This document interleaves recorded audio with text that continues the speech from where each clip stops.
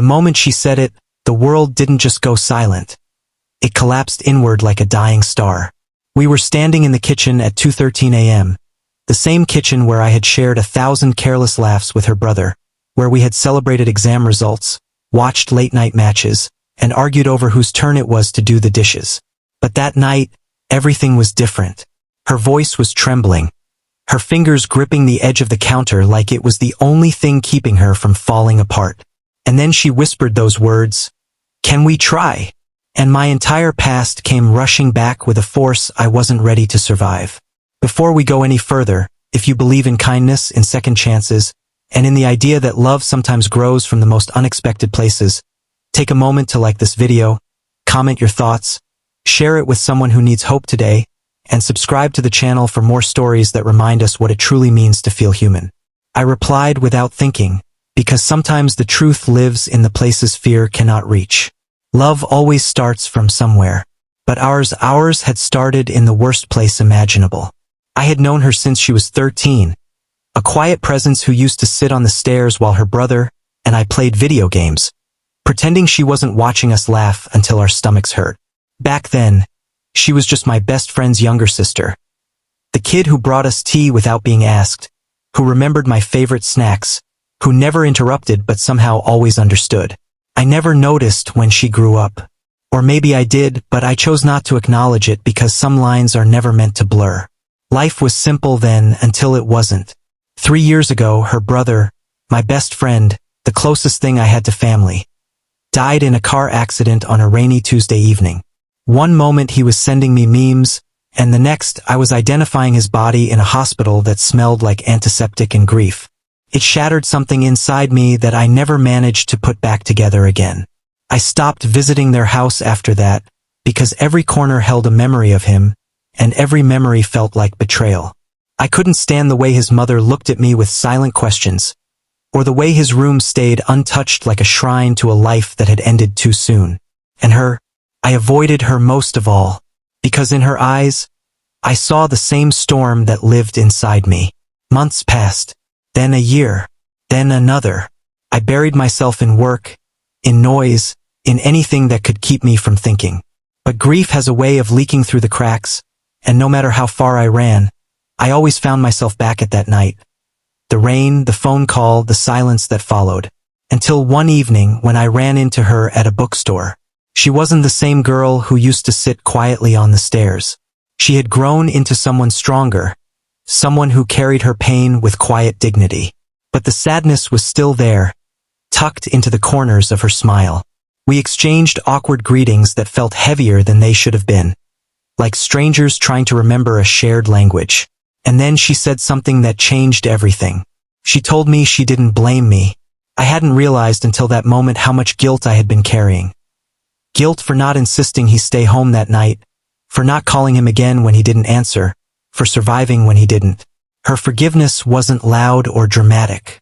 It was soft, almost fragile. But it was enough to crack open the walls I had built around myself. We started meeting occasionally after that. Coffee at first, then long walks where we talked about him, about the memories we had both been too afraid to revisit. She laughed at stories I thought would only make her cry, and she cried at moments I had always remembered as funny. Slowly, painfully, we began to heal, not separately but together. But healing is messy. There were nights when the silence between us felt too intimate, too charged with something neither of us was ready to name. Nights when her hand brushed against mine and lingered just a second too long. Nights when I caught myself wondering what it would feel like to hold her, and immediately hated myself for even thinking it. She was my best friend's sister. She was off limits. She was a reminder of everything I had lost.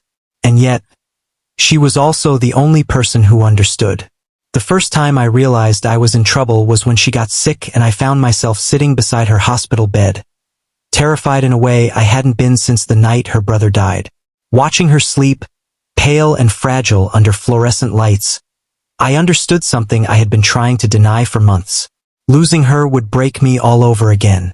I left before she woke up that day, because fear is easier than confession. After that, I tried to create distance. I canceled plans, ignored messages, told myself it was for the best. For her, for her family, for the memory of the friend who had trusted me with everything.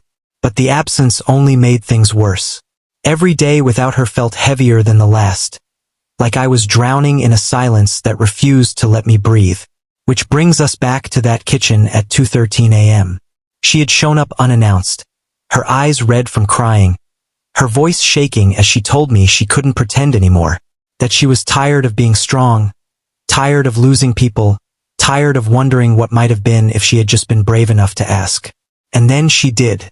She asked if we could try, if we could take all the broken pieces of our shared past and build something new from them. My first instinct was to say no, to protect her from the whispers, from the judgment, from the possibility that loving me might feel like betraying him. But when I looked at her, I realized something that changed everything. We weren't replacing him. We were surviving him. Love didn't erase grief. It grew around it like flowers pushing through cracked concrete. So I told her that love always starts from somewhere.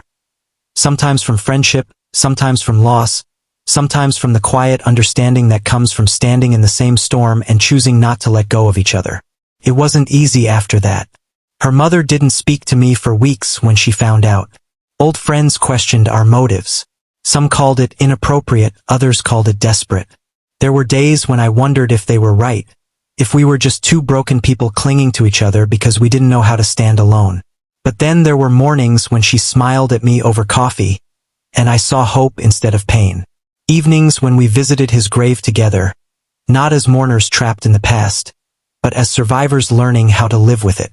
We spoke about him often, not as a barrier between us, but as a bridge that had brought us together in ways neither of us had expected. And slowly the guilt began to fade. If you've made it this far and this story has reminded you of someone you lost, or someone who helped you heal when you thought you never would, take a moment to like the video, share it with someone who believes in second chances, and subscribe for more stories that speak to the heart. Because sometimes, love doesn't arrive in perfect timing. Sometimes, it shows up in the middle of grief, disguised as friendship, asking quietly if it's allowed to stay. Just before we end, I have a special request for you. Comment the word somewhere if you believe that every love story has a beginning, even the ones born from pain. We still miss him. I don't think that will ever change. But now, when it rains on a Tuesday evening, it doesn't feel like the end of the world anymore. It feels like a reminder that even storms pass, and when they do, they leave behind a sky wide enough for new beginnings. Because love always starts from somewhere.